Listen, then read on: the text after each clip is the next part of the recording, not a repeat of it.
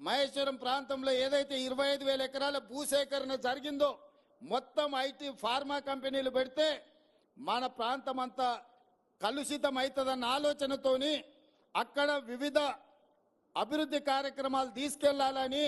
అక్కడ యూనివర్సిటీలు పెట్టాలని, అక్కడ ఐటీ కంపెనీలను పెట్టాలని,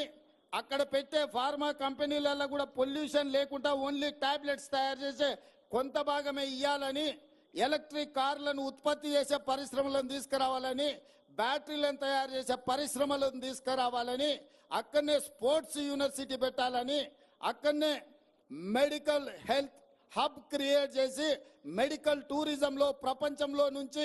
ఎవరికి ఏ వైద్యం కావాలన్నా మన హైదరాబాద్ ఎయిర్పోర్ట్ నుంచి మన రంగారెడ్డి జిల్లాలో ఒక మెడికల్ టూరిజంని అక్కడ ఎస్టాబ్లిష్ చేయాలని ప్రణాళికలన్నీ